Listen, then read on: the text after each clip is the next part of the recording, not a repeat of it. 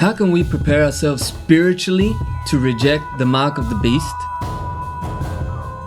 What do we need to focus on so that we can leave the system before the cashless society arrives? Hi, I'm training to be an end-time survivor. I want to listen to God so that I can learn the spiritual lessons I need to live through the trials that are coming on the earth.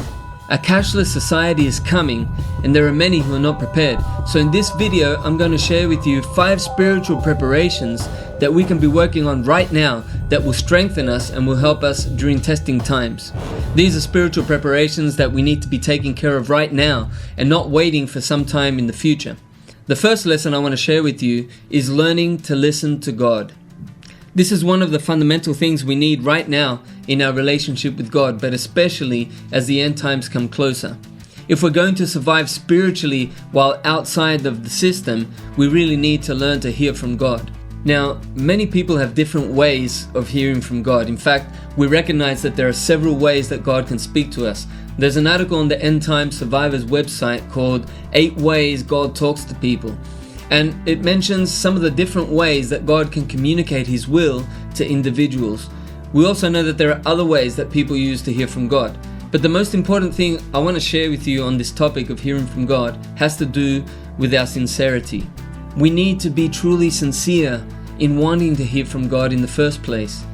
Some people talk about hearing from God by way of the Bible. Now, the Bible is fantastic and it has God's will written there in black and white, and anyone can hear what God wants from us, especially in the teachings of Jesus.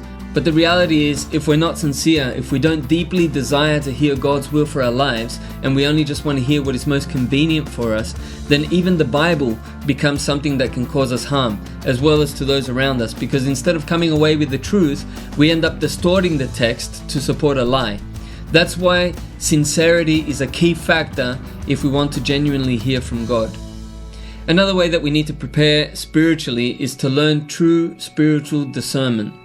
Jesus said that in the last days there will be false prophets and false teachers, and that they'll deceive many, including the elect, if it were possible, due to the signs and wonders that they are going to be doing. To recognize them and to not be deceived, we need spiritual discernment. And this spiritual discernment has nothing to do with religious dogmas or having the right doctrines. It's not about understanding if someone is a false teacher because they're teaching a mistaken doctrine or because they have the wrong theology. It has to do with discerning their spirit and discerning the motivations for why they do what they do.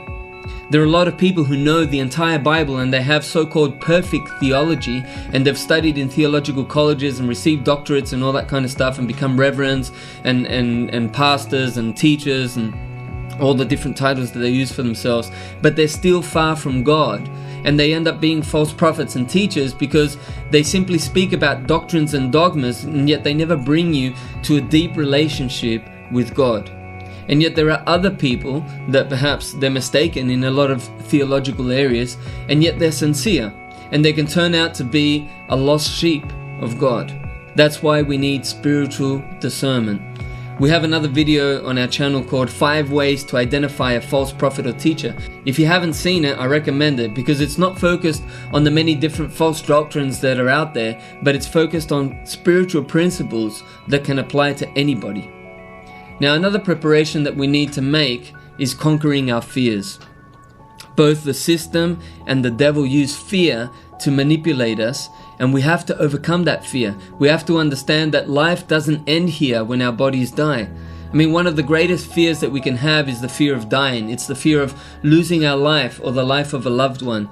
And that is the very fear that we need to overcome.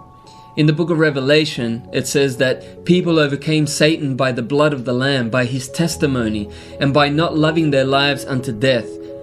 They were willing to give their lives for the gospel. Jesus himself said, "Don't fear those who kill the body and afterwards can do no more." If you're going to fear God, who can not only destroy your body but also your soul. We really need to overcome fear if we're going to survive spiritually in the last days and be able to resist the system that is coming without resorting to violence. Another point that is really important is that we need to live the gospel. Many people don't even know what the gospel is. They speak about the gospel, and yet a lot of the time when they talk about the supposed gospel that they're preaching, they're really only preaching a system of beliefs, a particular doctrine, a theological point, or a particular system of theology that one has to accept intellectually.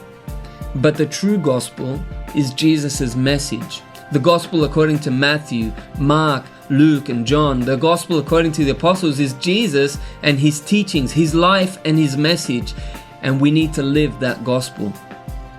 It's not enough to know the words that Jesus spoke. Jesus himself said that whoever hears his words and doesn't put them into practice is building on sand. If we want to survive the storms that are coming to earth in the near future, we have to have our faith built squarely on the rock, and that is done through living Jesus' message.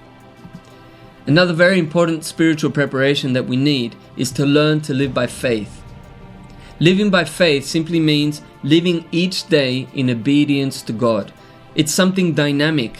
It isn't a doctrine. It's not a dogma where you can simply say, I live by faith because I say I live by faith. It's not a catchphrase. It's a way of life. It's something that you really need to put into practice. It's something you have to live. More specifically, when we speak of living by faith, we're talking about understanding that if we're doing God's will, then God himself will take care of our needs.